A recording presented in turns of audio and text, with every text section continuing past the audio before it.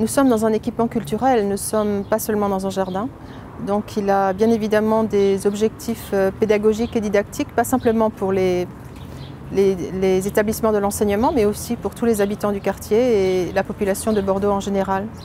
Donc le programme de l'équipement a été extrêmement précis en termes d'objectifs à atteindre. Il s'agissait de faire la démonstration de toute l'ethnobotanique, c'est-à-dire du contenu de ce que les plantes apportaient d'un point de vue agronomique à l'humanité. Ensuite, il fallait faire la démonstration de la diversité des milieux naturels du Grand Bassin aquitain. Ensuite, il y avait évidemment un jardin d'eau en contact de la Garonne à l'ouest. Et puis bien évidemment encore des serres avec les jardins exotiques qui représentaient à l'origine la diversité des climats dans le monde.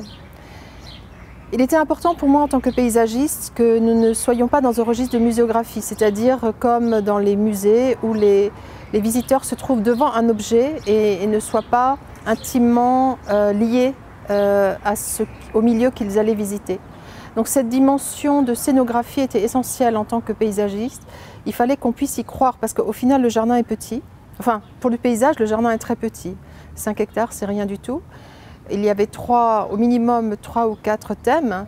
Donc représenter les milieux naturels du bassin aquitain dans 2 hectares, il fallait y croire. Enfin, au début, je pensais que c'était un gag. J'ai eu du mal à dire, mais est-ce sérieux? Parce qu'en général, les jardins botaniques servent de support d'expérimentation pour les universités, à l'origine. Moi, j'ai côtoyé des chercheurs. En tant que chercheur, on ne peut pas s'amuser, c'est-à-dire on ne peut pas tricher, il faut être sérieux. C'est-à-dire on introduit des protocoles de recherche et il faut pouvoir avoir des vraies vérifications, des vraies expérimentations.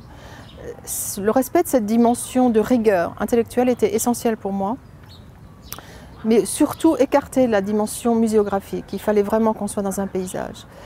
Cette contrainte assez forte, que ce soit pour la dimension ethnobotanique pour laquelle nous avons proposé le champ de culture, que ce soit la dimension environnementale, qui à l'époque, en 2000, était très innovante. Il faut reconnaître qu'aujourd'hui, toutes ces questions sont dans l'actualité régulière en France, mais dans le monde. À l'époque, y compris pour les serres avec les photovoltaïques, toutes ces questions étaient vraiment à l'origine de toute l'innovation du moment. On ne pouvait pas imaginer, ou peut-être si les experts, que 15 ans, 20 ans après, ça fasse vraiment l'unanimité en international. Donc nous avons proposé la Galerie des milieux, comme son nom l'indique, comme les cabinets de curiosité du XVIIIe siècle, mais les objets n'étaient pas des objets de curiosité, animaux, végétaux, herbiers, les objets étaient des milieux naturels, c'est-à-dire des paysages. En tant que paysagiste, au niveau du concours, il n'était pas simplement question de montrer ce qui était au-dessus, puisqu'on sait bien que la plante, elle n'existe que parce qu'il y a en dessous, c'est-à-dire il n'y a pas que la façade visible du paysage, il y a aussi tout le substrat et tout ce qui est en dessous qui détermine grandement la formation végétale du dessus.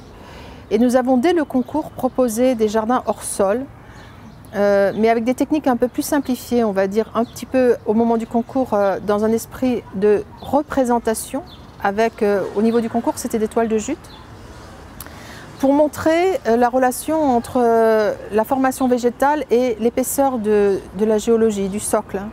Et c'est évidemment cette accumulation de mottes de terre avec des ensembles de paysages qui font qu'en plein centre-ville de Bordeaux, on a l'impression d'être en pleine campagne du bassin aquitain. Et ça, c'est extrêmement puissant. Il se trouve que par ailleurs, nous avons proposé ce bassin à une relativement grande échelle, puisque c'est quand même 1 hectare d'eau, c'était généreux. Aujourd'hui, avec cet environnement végétal, des milieux naturels représentés, on s'est glissé vers un lac, ce qui est une dimension radicalement différente, c'est-à-dire un bassin à des contours limités. Un lac, par définition, c'est beaucoup plus vaste, c'est beaucoup plus généreux, c'est sans échelle. Et là encore, on se ramène vers un univers totalement excentré d'une urbanité traditionnelle d'espaces verts. Nous avons la chance bien sûr d'avoir des animaux, des visiteurs dans ce lac. Ça veut dire que je disais toujours que si les animaux s'y sentent bien et s'y viennent spontanément, comme les arbres qu'on voit derrière nous d'ailleurs, c'est que vraisemblablement les gens s'y trouveront bien aussi spontanément et on le voit d'ailleurs. Ça c'est donc une partie essentielle de ce jardin. Il y a aussi bien sûr la dimension ethnobotanique avec le champ de culture. qui a pris beaucoup de liberté dans son expression, d'une manière un peu spontanée, un peu sauvage, qui donne beaucoup de fraîcheur. Mais du coup, il y a beaucoup d'improvisation végétale, je dirais, qui est liée évidemment au programme pédagogique de l'établissement, mais qui est aussi liée au fait que tout ce petit monde doit se trouver extrêmement dans le confort et dans le bien-être pour qu'il s'y développe. Enfin, je suis vraiment éblouie de voir comment les arbres ont explosé en si peu de temps. C'est que quand même, il y a un environnement favorable pour le milieu végétal et par conséquent pour le milieu humain en toute logique. Ah, la philosophie, voilà un bien grand terme. Bon, moi je serais peut-être un petit peu plus terre à terre. Je raconterais ce qui nous a conduit à faire ça, pourquoi on a fait ce genre de projet. Alors d'abord, c'est la commande qui fait un projet. Et ça c'est très important, la commande. La commande là c'était la ville de Bordeaux et l'OIN, tous les deux ensemble. Et chacun y trouvait son intérêt. La ville de Bordeaux, elle poursuivait l'aménagement des rives. L'OIN, ils veulent urbaniser tout cela. Ils ne pouvaient pas urbaniser avec un no man's land, des bagnoles, un parking, tout était vraiment foutraque. Donc les deux se sont mis d'accord, financement à 50% chacun, et le programme est lancé. Premier réflexe, oh, c'est long, on va couper ça en petits bouts et tout, et puis à un moment, je dis on parce que le début du travail a vraiment été fait avec Pascal Cribier, ensuite malheureusement il nous a quittés, et puis on se dit non, c'est idiot, c'est extraordinaire, on a 800 mètres, c'est tout plat, c'est tout rectiligne, c'est très rare de trouver ça. Généralement, il y a des boches, il y a des trucs, il y a des impératifs, là rien.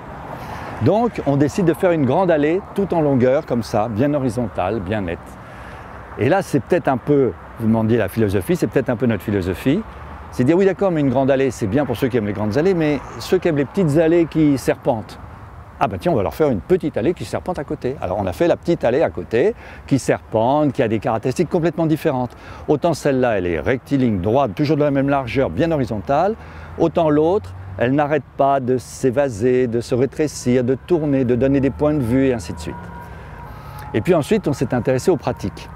Bon, on nous avait dit loisirs, détente. Qu'est-ce que c'est le loisir détente? On s'allonge sur la pelouse, on lit un bouquin, on joue un peu avec les enfants, on fait un peu de vélo, enfin des choses comme ça. Donc il faut des espaces ouverts, comme la pelouse ici, c'est complètement ouvert, on peut s'allonger, on peut faire ce qu'on veut. Et puis on s'est dit il faut aussi des espaces plus fermés, pour qu'on puisse être dans un endroit plus tranquille, donc avec plus d'arbustifs. Et puis là-dessus, on s'est dit, oui d'accord, mais une pelouse, quand il fait très chaud, un peu d'ombre, ça fait pas de mal. Donc on a quand même planté des arbres dans la pelouse. Et puis dans les buissons, on s'est dit, c'est bien les buissons, mais si vous ne pouvez pas rentrer dedans, quel est l'intérêt? Donc on a créé, dans chaque groupe d'arbustifs, une petite clairière avec un banc, un arbre, un truc pour que quelqu'un puisse s'asseoir, être tranquille, lire, regarder, rêver. Donc la façon qu'on a peut-être de réfléchir avec Pascal, et ensuite j'ai essayé de poursuivre, c'est quand on fait quelque chose, de voir ce qui peut compléter, ce qui peut faire son contraire, ce qui fait qu'il y ait quelque chose d'enrichissant à travers une diversité. Et c'est peut-être ça la philosophie, je ne sais pas, c'est pas à moi de le dire d'une certaine façon. Alors l'autre point, c'est la végétation. Un jardin, il faut choisir de la végétation, c'est à la fois très drôle et très compliqué. Alors il y a évidemment les contraintes, mais ça je passe là-dessus, la température, l'eau, la terre calcaire, tout ça, bon il y en a des listes, donc on sait qu'on peut choisir ça ou pas ça. Ça n'empêche, un, que les plantes sont parfois de bonne composition, donc on peut tirer un peu les normes, sauf pour la salinité ou la température, mais enfin pour d'autres choses. Et puis deux, il y a quand même un choix énorme. Donc c'est assez drôle de voir quand on travaille, on fait des listes, et puis on refait une liste, la deuxième liste n'est pas la même que la première, pourtant on avait cru choisir les mêmes critères, et on est noyé un peu comme ça, sous diverses propositions. Et c'est une espèce de valse des plantes. Nous, on s'est posé le problème de l'offre paysagère. C'est-à-dire, quand on a commencé à travailler, on avait visité tous les jardins de Bordeaux. Enfin tous, les jardins publics. Hein. Et on dit, tiens, ils n'ont pas de grande pergola. Et nulle part à Bordeaux, il y a une grande pergola de 650 mètres de long. Comme nous, on avait une allée de 650 mètres de long, on se dit, tiens, bon, on va mettre une pergola dessus. Donc, on fait une offre paysagère. On essaye, à notre petit niveau, d'enrichir le patrimoine de Bordeaux, en offrant quelque chose qui n'existait pas à l'échelle de Bordeaux. Il y a effectivement la question de ces murs qu'on a gardés. On était perplexes. On se demandait ce que les gens allaient dire. En réalité, il y a eu plutôt un bon accueil. Les gens n'ont pas été un peu sur le chantier. Sur le chantier, quand ils avaient leurs engins, ouais, mais je te le casse en 5 minutes, ce mur et tout. Non, non, non, on veut le garder. Oh non, mais attends, il est pas beau. Mais après, en discutant avec les gens, j'ai l'impression que ça passe. Les végétaux poussent à des valeurs différentielles, certains vite, d'autres moins vite. Pour ce qui est là de la pergola, avec ces tabourets, vous voyez, successifs, vous commencez à voir la glycine qui part dessus. Déjà, à certains endroits, elles se sont touchées, elles se sont réunies. Et globalement, l'idée, c'est qu'elles vont faire un toit. Sur les côtés, ça restera ouvert. C'est-à-dire qu'il ne s'agit pas de faire un tunnel, il s'agit de faire vraiment un toit.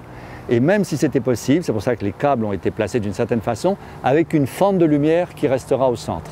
Voilà. Donc là aussi, il y a beaucoup de coups de sécateur à donner. Le projet général consiste d'un jardin qui est existant partiellement, qui est vieux, qui a des traces ou une origine anglaise, dans un lieu qui est entouré par des façades très monumentales, à une très haute qualité, symétrie monumentale, donc qui fait partie du ville de Bordeaux, de l'ancienne ville, mais aussi de nouveaux quartiers à côté. Donc le projet a l'ambition de lier ces quartiers anciennes villes avec les nouveaux quartiers par une continuation de ces espaces publics urbains qui sont autour de ce jardin, et le jardin soi-même qui sera restitué, qui sera plus articulé comme un vrai jardin, un espace vert, un poumon vert où les gens peuvent respirer. Pour créer ça, on a pris une proposition, ou on a créé une proposition pour couper la moitié du trafic qui est aujourd'hui autour de la place vers un côté, et pour le rassembler dans un gabarit qui est assez continu, qui fait la continuation avec les cours, qui garantit l'accessibilité, la fluidité de la ville, mais qui garantit aussi une liaison plus humaine pour les piétons, les vélos, les modes doux en relation avec le vieux ville. Donc une zone plus apaisée côté ancienne ville, une zone autour qui est plus minéralisée, qui fait partie de la ville, qui fait partie de l'urbanisme et en relation avec la façade. On veut créer des grands trottoirs, des trottoirs larges. On veut aussi inviter les commerces qui sont aujourd'hui déjà ponctuellement installés dans ces arcades, de donner plus d'activité, plus dynamique, et que ces trottoirs font partie des espaces publics de la ville. À l'intérieur, le parc, qui est au contraire un lieu plus la détente, s'assied dans le gazon, se rencontrer, lire un livre, envoyer un message à ton amour, les trucs de vie. Voilà. Au niveau des ambiances, comme j'ai expliqué le plan, il y en a deux parties. Il y a un jardin central, il y a un parti plus minéral, plus urbain autour. Pour le parti urbain, on veut vraiment prolonger l'ambiance du centre-ville. Bordeaux a investi les 10 ans passés, les 15 ans passés, énormément. Vous avez un cœur de ville hyper attractif, hyper sympa. Donc au niveau des matériaux, dans l'esprit des matériaux, de couleurs des rues, on veut continuer cet esprit par utiliser les mêmes matériaux.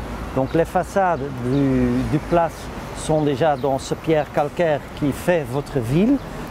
Au niveau de revêtement sol, on utilise le même granit, la même pierre calcaire, et on prolonge dans cette ambiance le centre historique vers la place Gambetta. En milieu, on récupère les vieux magnolias, les vieux marronniers, les arbres qui ont une très bonne qualité au niveau de volumétrie, de présence. Ce sont vraiment des monuments, comme les façades sont monumentales, les arbres sont peut-être encore plus monumentales pour la place Gambetta. On ajoute des nouvelles plantations avec de nouvelles espèces pour avoir une richesse qui donne des couleurs, des goûts, des odeurs pendant le printemps, des autres couleurs pendant l'automne. qu'on sent les saisons et qu'on voit que c'est un élément vivant qui s'adapte pendant les saisons.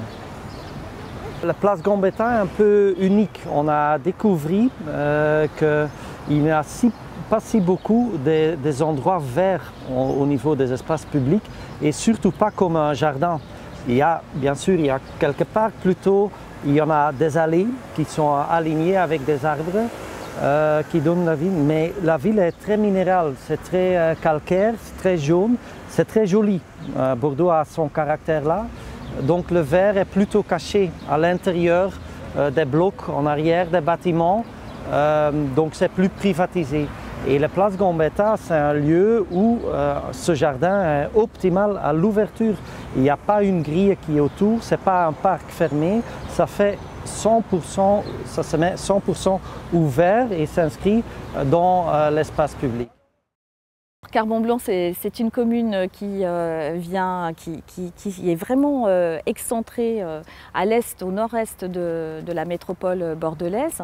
C'est une commune un peu étirée qui a la particularité d'avoir sur ces deux pôles, sur ces deux extrémités nord-sud, la particularité de se rattacher à un paysage exceptionnel, une grosse entité paysagère que l'on connaît très bien au sud avec le paysage du parc des Coteaux. Donc ça, c'est un paysage qui est parfaitement identifié, qui fait aujourd'hui l'objet de beaucoup d'attention. Et puis un paysage qui est moins connu au nord, qui est représenté par les plaines alluviales de l'Entre-deux-Mers, du bec d'Ambès et plus précisément aussi des marais de Saint-Louis-de-Montferrand, avec un paysage de prairies humides séquencé par des fossés. On a un lesté du Gois qui se trouve complètement au nord de la commune. Donc voilà, donc Carbon-Blanc s'ancre déjà. On a déjà un prémisse d'ancrage de Carbon-Blanc à l'échelle du paysage métropolitain. Et puis il y a une deuxième singularité qui est assez intéressante, c'est que Carbon-Blanc est parsemé de parcs. Donc aujourd'hui on peut en voir un autour de moi, sur une épine dorsale aussi, nord-sud. C'est des entités paysagères aussi assez significatives dans le paysage de Carbon-Blanc. Puisque Carbon-Blanc, c'est une petite commune assez étroite qui s'étire sur 4 km et donc c'est des paysages qui sont tout de suite immédiatement perceptibles et très prégnants dans le paysage de Carbon-Blanc. Donc on a ces espèces de boisements comme ça, cette espèce de petit chapelet qui vient se rattacher au parc des Coteaux. Alors le parc des Coteaux semble s'étirer, se déliter sur Bassins dans un premier temps avec des parcs déjà, le parc Rosin, Panoramis, de Séguineau, pour ensuite venir sur Carbon-Blanc avec le parc Faveolles, un autre territoire un peu plus au nord qui fait la centralité de Carbon-Blanc, le parc des Roches, pour finir avec la plaine du Faisan. Donc ça, c'est un grand parc très ouvert, c'est une plaine très ouverte qui vient se rattacher également à un paysage boisé de la ripiscique de l'esté du Gois, qui se rattache aussi aux prairies humides et aux marais de Saint-Louis-de-Montferrand et à la Garonne. Donc on a comme ça cette trame paysagère qui vient traverser la commune de Carbon-Blanc et qui déjà ancre Carbon-Blanc dans un territoire paysager métropolitain.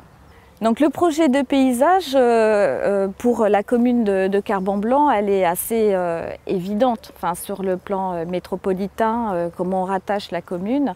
C'est d'affirmer cette liaison verte qui existe aujourd'hui. Et alors pas seulement une liaison paysagère, puisque elle existe déjà, mais affirmer une liaison physique. Donc quand on dit une liaison physique, on pense tout de suite aux mobilités douces, à la piste cyclable, circulation pédestre, cyclable, voilà, le petit vélo qui vient de passer. La liaison qu'on pourrait mettre en place, qui existe actuellement sur le parc des Coteaux, avec la boucle verte. Aujourd'hui, il y a toute une étude, toute une boucle qui est proposée, une balade pédestre cyclable qui vient progressivement sur Bassins, mais qui s'étiole un petit peu, qui existe aussi sur Carbon-Blanc. Et après, le territoire du nord, des prairies humides, c'est un territoire complètement oublié, mais qui mérite vraiment d'être découvert. découvert. Donc on a été sollicité, je fais partie donc d'un groupement qui est avec 2 architectes, l'agence AUC et l'agence Flint. On a été sollicité pour avoir une réflexion sur mettre en place un projet de territoire pour la commune de Carbon-Blanc. Donc le maire de Carbon-Blanc a souhaité avoir cette réflexion et Bordeaux Métropole s'est saisi du dossier et a fait appel à une équipe de maîtrise d'œuvre qui travaille sur l'urbain pour pouvoir porter cette réflexion. Donc Bordeaux Métropole a organisé un travail un peu collectif, un workshop où tous les acteurs politiques, habitants et maîtrises d'œuvres, architectes et paysages étaient conviés à une réflexion un peu commune sur ce territoire. Donc c'est un travail qui a été établi sur une période assez longue, enfin assez longue et courte à la fois, sur 6 mois et voire un petit peu plus, qui a été très positif. Et alors évidemment, ce n'est pas seulement un projet qui est lié seulement au paysage, ça a été aussi une réflexion sur l'urbanité, sur les équipements publics qui existent aujourd'hui sur la commune. Alors pour ce qui est de l'équipe de projet, c'était une équipe pluridisciplinaire très importante dans laquelle il y avait une grosse ingénierie dont Sistra était mandataire, une importante équipe pluridisciplinaire également d'urbanistes, de paysagistes et d'architectes. Donc Brochet-Lajupeillot était architecte urbaniste, Elisabeth de Porzampar qui était designer sur le tramway et l'agence Signe portait tous les espaces publics et le paysage aux côtés de BLP. Pour ce qui est de la grammaire, en fait, on intervenait sur un territoire qui était cube encore, qui n'était pas encore métropole, et on souhaitait travailler de manière homogène sur l'ensemble de ce territoire. Et la première idée qui nous est venue, c'était de sous-tendre les rails, cet élément-là qui allait s'immiscer dans l'ensemble de la communauté urbaine, et donc de travailler en linéaire avec la lisse. Cet élément-là, c'est un élément technique qui signifie que dès qu'on dépasse cet espace, le GLO, le gabarit limite d'obstacle, on est dans le territoire du tramway. Donc ça, c'était la première écriture dans notre grammaire, une écriture très linéaire. Et puis il y a une autre écriture qui s'est mise en place, qui était plus une écriture en pointillisme, qui venait régler en fait toutes les problématiques techniques liées aux usages et aux flux. Donc on a développé les barrettes lumineuses qui évoquaient donc la proximité ou la distance par rapport aux stations. On a mis en place le cloutage qui évoquait les passages obligés ou privilégiés pour les piétons. On a mis en place des catadioptres et toute une grammaire comme ça urbaine qui était un phénomène assez nouveau en fait dans l'espace public. On a eu pas mal de mal à imposer cette écriture-là. Et voilà, c'était ce qu'on avait voulu mettre en place au sein de la métropole pour accompagner le tramway. Donc, la question du paysage, elle s'aborde par le vide. En fait, on a une notion très très large du paysage. On n'est pas que dans de l'horticulture. On travaille ce qui est appelé le vide d'ailleurs, parce que le vide en fait est extrêmement occupé par la population et occupé par énormément d'énergie. C'est l'urbain en fait qui accueille plus ou moins le végétal en son sein.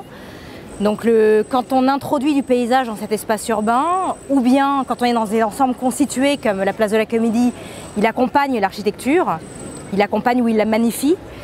Quand on est dans des espaces un peu plus distendus comme le périurbain, il peut travailler vraiment de manière assez forte et préfigurer de l'urbain cette fois-ci. Et il peut aussi complètement transformer des usages. Je voulais prendre l'exemple de l'avenue Thiers par exemple, qui était une avenue assez aride dans laquelle il y avait 2 fois 2 voies et juste les platanes qui étaient en rive. On est venu, on a mis un tapis de 12 mètres de gabarit au sol de gazon et on a doublé l'alignement. Et ça a complètement transfiguré cette entrée de ville et changé radicalement les usages. Voilà, donc le paysage, qu'il s'efface ou qu'il soit prégnant, fait complètement partie de la composition. Il la transgresse parfois ou il l'accompagne, mais le travail est plus ou moins complexe. Mais voilà, on travaille sur un vide occupé. En fait, on avait la chance d'être dans un ensemble constitué emblématique et magnifique. Donc le sujet ici, pour nous, c'était plus de débarrasser en fait de la voiture le centre urbain et de s'effacer devant la qualité architecturale. Donc on a une intervention extrêmement minimaliste. On vient juste asseoir le grand théâtre avec un parterre de Comblanchien. Et pour le reste, on réintroduit juste notre grammaire urbaine en filigrane, mais de manière très subtile. parce que le lieu devait être un lieu de passage et rester un lieu extrêmement permissif, appropriable. Voilà. Donc il y a des moments où en effet, alors au tout début dans les premiers croquis, on avait voulu mettre en scène le régent et placer des sujets, des arbres qui pourraient être mobiles en fonction de la composition théâtrale. Ça n'a pas été accepté compte tenu des réseaux en sous-sol, c'était assez complexe. Donc on est resté sur une écriture très simple, très minimaliste. Voilà. Ce qui ne veut pas dire que sur le plan technique, elle n'était pas complexe, le nivellement est très complexe, tout ce qui a été mis en place en raccordement est très complexe, mais l'écriture in fine paraît très simple. Et voilà, c'est la place de la Comédie. C'est un lieu qui marche plutôt bien parce que ça reste un lieu de passage, mais c'est un lieu aussi sur lequel il y a des événements et que les gens s'approprient globalement.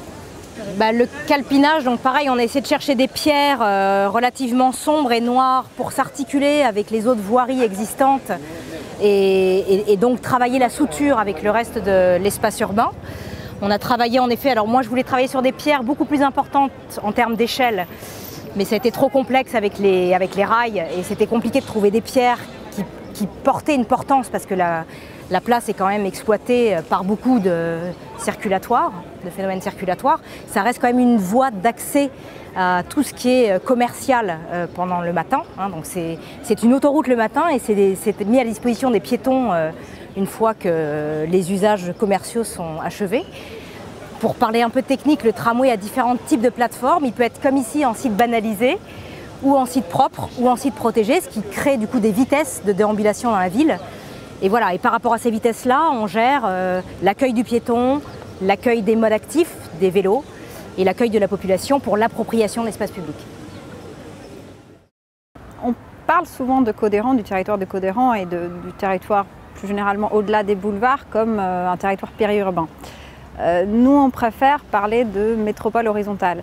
Pourquoi? Parce que quand on regarde l'urbanisation qui s'est faite depuis les années 50 environ, l'étalement urbain autour de Bordeaux-Centre, on s'aperçoit qu'on n'est pas dans un étalement urbain classique, on est dans une urbanisation d'un certain nombre de centres-bourgs qui se sont densifiés et qui fonctionnent en réseau. Donc il y a une échelle urbaine là-dedans, d'où l'idée plutôt de parler de métropole horizontale.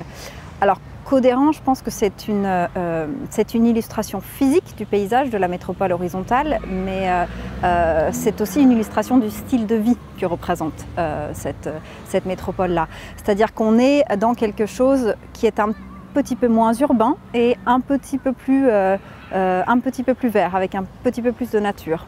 Alors Codéran, c'est représentatif du paysage physique de cette métropole, mais c'est aussi représentatif du style de vie qu'on retrouve avec une qualité résidentielle très forte. On est dans quelque chose qui est un peu moins urbain et avec un peu plus de nature.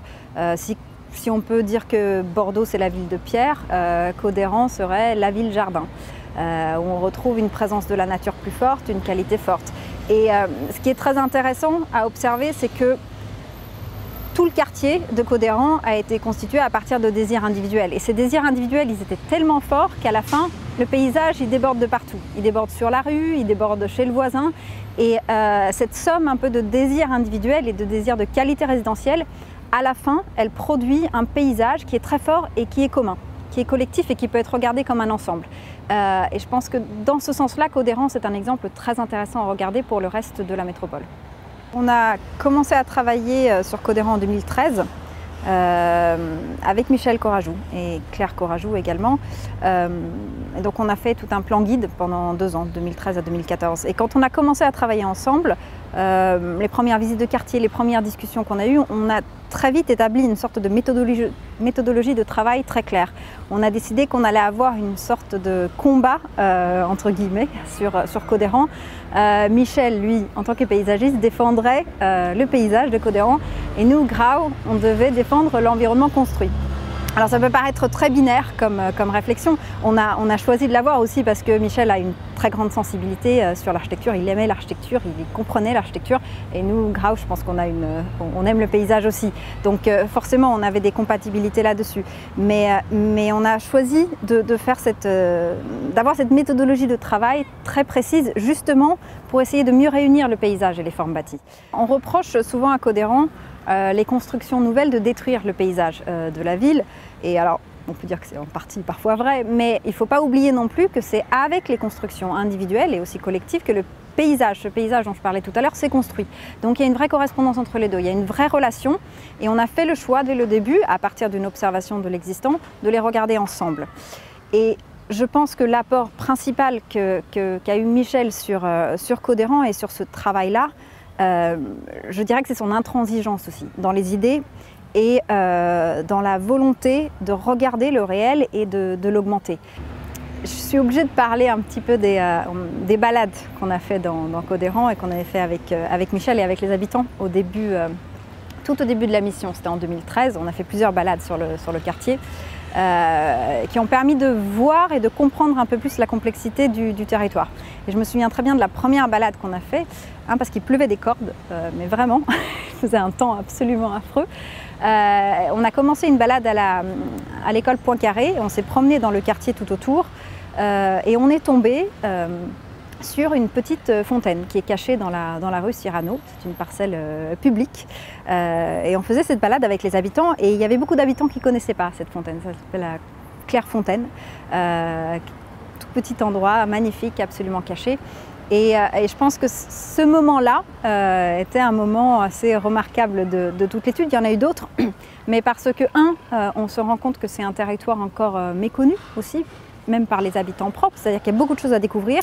Et puis deuxièmement, cette ville dont on a souvent tendance à tort de considérer comme un banal étalement, on se rend compte qu'il y a plein de petites pépites. Et il y a plein de potentiel aussi à créer des espaces de rassemblement, des lieux. On s'était amusé à imaginer avec Michel à un moment donné de dire que peut-être qu'il faudrait qu'à Codérans on crée la fête de la fontaine à cet endroit. Mais je pense que c'est un tout petit exemple, mais c'est important parce que ça montre que quand on commence à vraiment regarder un territoire, et c'est là que je reviens encore une fois au travail de Michel et à sa capacité à voir aussi, quand on le regarde, on remarque qu'il y a des qualités. Et un territoire comme Codérans, et comme tout le territoire, je pense, de la ville-jardin au sens large, peut évoluer en s'accrochant très fortement à ces petites choses-là. Le parc de l'Ermitage, on a eu le bonheur, le plaisir immense d'être sélectionné en 2003 pour réaliser ce projet d'ouverture d'un parc au public commandé par la mairie de Lormont avec comme bureau d'études ECTA à l'époque. Et quand je suis venue dans le lieu que je connaissais par ailleurs pour l'avoir arpenté aussi de façon un peu libre, j'ai demandé au maire de donner une mission complémentaire à des écologues pour vraiment faire un diagnostic écologique très poussé et très précis des milieux vivants qui se développaient ici, puisqu'on hérite d'un chaos végétal un peu improbable, un peu incroyable, qui est le résultat de la renaturation derrière l'exploitation d'une friche industrielle qui est une ancienne carrière, la carrière des ciments poliers. Donc ces ciments poliers, en 1925, ont commencé à creuser et exploiter ce rebord calcaire près de la Garonne, en partie pour aussi réaliser les bétons notamment qui ont construit le pont d'Aquitaine.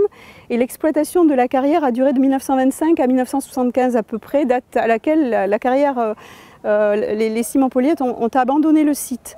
Les installations industrielles ont été démolies et la friche a été laissée telle que, et la nature est venue s'installer dans ces lieux stériles, complètement abandonnés, à la fois de falaises calcaires, de terrils, de stériles. Et c'est 40 ans en fait de la friche, de la renaturation dont nous avons hérité dans ce lieu qui est un vrai chaos végétal assez improbable. Alors on y retrouve un patchwork ou une mosaïque de milieux qui sont à la fois issus des anciens châteaux qui existaient autrefois et qui ont été démolis pour creuser ce cocon de verdure. On peut retrouver d'anciens cèdres ou d'anciens pins ou d'anciens chênes sur les hauteurs, d'anciens fruitiers qui étaient dans les vignes et dans les jouales qui étaient exploités sur les plateaux en hauteur. On va aussi retrouver des cotonéastères ou des plantes échappées des jardins des gens. Et puis on va aussi retrouver toute une végétation qui est venue s'installer là, typique des milieux méditerranéens, des sols calcaires et des espaces ensoleillés.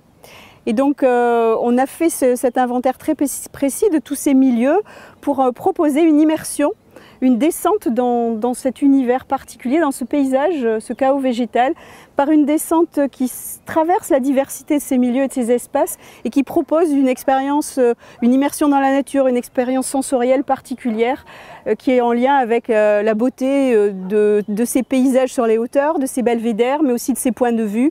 Et puis cette immersion peu à peu qui se fait dans ce cocon de nature et de verdure. On a trouvé le meilleur parcours pour descendre, pour s'immerger dans cette falaise calcaire, traverser les différentes strates géologiques et peu à peu basculer dans le lac que nous avons créé, qui est un barrage qui a été réalisé pour stocker toutes les eaux de ruissellement de la falaise et proposer un milieu humide qui est quand même aussi remarquable et intéressant. C'est dans cette diversité des ambiances, des paysages, entre les belvédères sur le haut, le cocon végétal avec toutes ces diversités d'ambiances et le lac qui est quand même un espace de jeu d'ombre, de lumière et de ciel qui font que ce lieu garde à la fois toute sa simplicité, sa rusticité, sa beauté.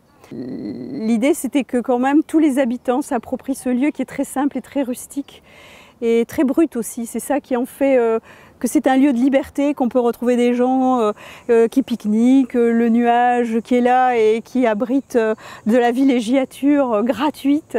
C'est aussi un lieu de mixité sociale, ça c'était très important aussi pour nous. C'est un espace de jonction entre le Haut-Lormont et puis la Garonne et la ville en contrebas. Alors la petite anecdote qui est peut-être bon, je ne sais pas si elle est marrante, mais moi elle m'amuse beaucoup, c'est que avec le temps, avec le vécu du parc, on a eu quelques petits soucis. C'est vrai qu'il y a eu quelques petits soucis, notamment de personnes qui ont glissé sur des sols un jour de gelée. Et il y a eu un panneau qui a été posé, attention, attention gelé, comme si on était dans un espace routier. Un panneau routier en fait. Et je me suis dit, mais en fait, c'est vrai qu'il peut y avoir des soucis, ça c'est normal, mais le plus gros risque qu'on a ici, c'est d'être confronté à la beauté, à la simplicité de la nature. Et j'ai vu que le panneau a été arraché, alors je me dis que c'est bien, je crois que les gens, c'est ça qu'ils veulent aussi, c'est cette simplicité-là. La genèse de ce projet est un peu particulière. Il y a environ 14 ans, la ville de Bordeaux nous a confié la rédaction d'une sorte de charte, enfin d'une charte pour le paysage de la ville de Bordeaux. Mais comme je n'aime pas les réglementations, on a proposé de faire une charte sous forme de prototype. Donc on a choisi une dizaine de sites et sur ces sites, on a réalisé des projets avec les services de la ville de Bordeaux. Et ceci est un prototype, mais en faisant cette charte, on s'est, avec les services de la ville, les services d'espaces verts, progressivement rendu compte qu'une très vaste charpente était possible. Et l'idée notamment a été d'étendre notre réflexion à la Garonne. Michel Larucharlu nous a précisément demandé de réfléchir à une contribution à une sorte de plan Garonne. C'est-à-dire qu'est-ce qu'on pourrait, dans le cadre de cette charte, envisager pour que la Garonne soit une partie importante de cette charpente paysagère de la ville. Et l'idée s'est imposée assez simplement. Moi je vivais aux États-Unis et j'ai une grande influence, je suis très influencé par les systèmes de parcs américains. Et dans n'importe quelle ville aux États-Unis, à la fin du 19e siècle, jusque dans les années 50, jusqu'en 1950, on aurait à l'évidence fait un très grand parc le long d'un fleuve en centre-ville.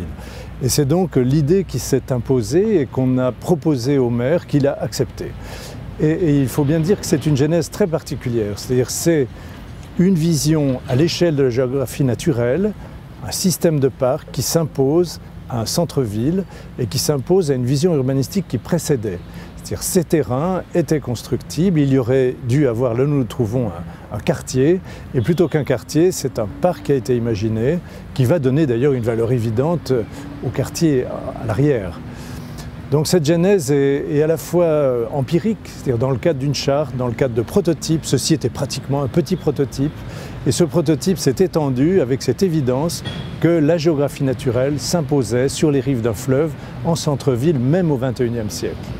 Bien sûr, il y a un grand choix politique, courageux, de décider qu'une bande de 60 mètres, 65 mètres le long du fleuve ne sera pas construite et sera dédiée à un parc. Ça correspond à des changements d'affectation de sol, à une changement du plan urbain qui est très profonde.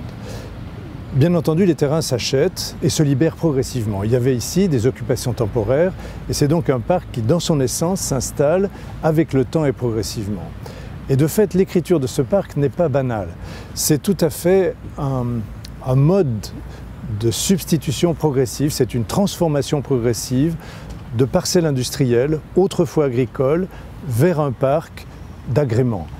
Et l'écriture d'ailleurs s'installe littéralement dans des traces de l'industrie qui correspondent à des parcelles, parfois liées à des jalles, à des esters, à ces cours d'eau bien entendu, que l'on souhaite d'ailleurs prolonger à l'intérieur des terres, dans les quartiers, sous forme de grandes lanières. Et ce parc donc s'installe très progressivement avec une nature tout à fait rurale. On a beaucoup regardé ce qui existe en amont et en aval de Bordeaux le long du fleuve et on voit justement ce genre de culture, parfois de peupleraies, de lieux avec des saules et c'est tout à fait plus qu'une évocation, c'est presque un mécanisme agricole qui est mis en place. Ce sont des plantations denses, certains peuvent penser que c'est une pépinière et en effet c'est une gestion du temps qui est à l'œuvre. Il y aura une sélection parmi ces arbres. On a fabriqué des salles entre des cordons, mais progressivement, la sélection donnera des bosquets plus libres et une sorte de géographie naturelle s'installera. Cette charte du paysage a eu ce développement heureux pour la rive droite, mais d'autres aussi. Par exemple, nous avions voulu à la fois montrer comment on pouvait transformer ces immenses nappes de parking qui sont au nord de la ville, et en même temps, on a voulu montrer comment on pouvait transformer l'entrée du parc floral dans le but de reconstituer progressivement le très beau bocage qui existait autour des Jalles dans cette région, donc fait par les Flamands, si j'ai bien compris. Alors ce prototype a été fait il y a 14 ans, et ironie de l'histoire, nous avons eu à aménager les abords du stade avec Herzog et de Meuron au même endroit. Et nous avons été amenés à appliquer ce qui était déjà là, ce prototype d'un parking transformé avait vécu, était relativement convaincant, et le parvis du stade s'est fait avec cette règle, et nous avons remis en état un certain nombre de jalles tels que prévu, et ça c'est évidemment un grand plaisir. Cette charte, par un prototype, a en effet donné naissance, là, à un projet d'ampleur. La même chose arrive pour le pont Jean-Jacques Bosque, tout à fait au sud de la ville, en amont du fleuve, où finalement, de part et d'autre de ce pont, la rive s'aménage, et pour la rive droite, naturellement, après d'ailleurs des hésitations, et peut-être un oubli de ma part, on propose un morceau de ce parc aux Angéliques avec l'écriture que nous avons mise en œuvre jusqu'à aujourd'hui dans la partie nord. Autre élément réjouissant, à Mérignac, il y a aujourd'hui l'idée de la transformation avec Rem Koolhaas. Suite à cette opération des 50 000 logements, il y a l'idée de la transformation d'une très grande zone de centres commerciaux, le pire de nos périphéries de ville, en un lieu habitable, en un quartier. Et là encore, nous avions, dans certains prototypes, imaginé comment on pouvait introduire une dimension forestière à certains de ces quartiers. Donc si je prends ces trois grands projets, l'aménagement de la rive droite, le débouché du pont, le stade, Mérignac, je me réjouis quand même du fait qu'il y ait cette continuité entre une charte qui aurait pu être lettre morte et de grandes réalisations à l'échelle de la géographie naturelle et parfois à l'échelle métropolitaine. On est sur le site du parc des Jalles, qui est une vaste échancrure naturelle, verte, au nord de l'agglomération bordelaise. C'est un site qui fait 4800 hectares, qui se développe sur 8 communes, Parampuire, Blanquefort, Ézines, Saint-Médard-en-Jalles, Le Haillan, Bruges et Bordeaux. Juste derrière moi, c'est le Moulin Blanc, qui est l'un des moulins principaux qui jalonne la Jalle principale, qui traverse ce parc d'est en ouest, depuis Saint-Médard jusqu'à son embouchure dans la Garonne. Ça fait partie en fait des pépites patrimoniales qu'on a inventoriées sur le site lors de nos diverses expéditions. pour s'imprégner du territoire et pour en prendre connaissance, parce que ce qu'il faut savoir, c'est que c'est vraiment un vaste espace naturel magnifique aux portes de l'agglomération de Bordeaux, mais qui est assez inconnu de la plupart des Bordelais. Donc l'idée de notre mission, ça a d'abord été de l'explorer, que ce soit à pied, à vélo, en voiture. Si on avait pu faire du canoë ou de la barque sur les Jalles, on l'aurait fait. Malheureusement, ça n'a pas été possible, mais c'est surtout un site super chouette qui a différentes facettes paysagères. Il est intéressant vraiment par cette belle diversité de paysages. On recense en tout 8 grands domaines paysagers sur l'ensemble du parc des Jalles. On a de la forêt au niveau du bois des sources utiles, au niveau des bois du source utile. Les sources utiles, donc c'est une zone de captage très importante pour l'eau potable de l'agglo. On a la vallée maraîchère dans laquelle on se trouve aujourd'hui. Les coteaux viticoles au nord du site, plutôt sur le Taillan-Médoc. Les grandes prairies humides sur Bruges, avec notamment la réserve naturelle nationale de Bruges. Toute la partie des équipements de loisirs qui concentre le lac de Bordeaux, le parc floral, le parc des expositions. Un peu plus au nord, on remonte vers le marais agricole, qui est en fait la grande plaine d'expansion de la Garonne. C'est une grande plaine alluviale. Et enfin, on a aussi le paysage du fleuve, parce que la Garonne est l'une des limites paysagères de ce parc. Je pense que le projet du parc des Jalles, c'est un projet de compromis. C'est un projet qui doit être négocié. On ne peut pas venir comme ça s'installer dans un territoire sans prendre en compte les gens qui y travaillent. C'est aussi un lieu de travail pour les maraîchers et les agriculteurs. Donc c'est pour ça qu'on a essayé, dans la mesure du possible, d'échanger, de discuter avec l'ensemble des acteurs du territoire, bien sûr que ce soit les agriculteurs, mais aussi des naturalistes, donc qui assurent une veille écologique sur l'ensemble de ce site. On a aussi beaucoup discuté avec eux sur la manière dont on pouvait intervenir et faire passer des cheminements et proposer des itinéraires de balade et de randonnée pour les urbains de la métropole. Mais voilà, il faut que ça se fasse dans un projet qui fasse consensus, dans une logique aussi de moindre dérangement et de respect des activités en place. Donc on longe, on ne traverse pas, on utilise en priorité le réseau de cheminement existant. On vient aussi magnétiser les chemins de notre circuit sur l'armature paysagère, qui constitue les répisylves, les boisements, les grands alignements, d'une certaine manière pour circuler à couvert. Voilà, proposer toute une matrice de parcours pédestres qui innerve le site. Dans notre projet, on a distingué un peu 3 grandes typologies de parcours pédestres. On a proposé un grand défilé. Donc un grand défilé, c'est un grand parcours est-ouest qui longe la Jalle principale jusqu'à la Garonne. On a ici identifié ce qu'on a appelé des parcours de rive. Les parcours de rive, ils s'inscrivent le long des franges, ils viennent longer le site. Par exemple, la piste cyclable existante de Bordeaux-Lacanau fait partie de ces parcours de rive. Donc on parle du parc des Jalles, mais il faut aussi se demander qu'est-ce qu'une Jalle. Ce qu'il faut savoir, c'est qu'une Jalle, c'est un terme local pour désigner un cours d'eau. Et ici, ce sont les Jalles qui se jettent dans la Garonne. Ce qui est aussi important de savoir, c'est que le parc des Jalles, c'est essentiellement un territoire qui a été dessiné par l'eau. J'ai parlé donc de cette Jalle principale est-ouest qui dessine donc cette grande vallée. À l'origine, tout le parc des Jalles, ce sont des grandes prairies humides, inondables, qui constituent donc le champ d'expansion des crues de la Garonne. Et petit à petit, pour permettre la mise en culture de ce site, on a un peu à la manière des crasses sur le plateau landais, on a dessiné des fossés, des canaux pour drainer et assainir le site et permettre sa mise en culture. Et c'est le fait de l'inondation. Il faut savoir aussi que c'est un territoire qui est inondable. 80% du parc des Jalles est en zone rouge du PPRI. Et donc c'est aussi l'une des raisons pour lesquelles il a été épargné de l'urbanisation jusqu'à présent.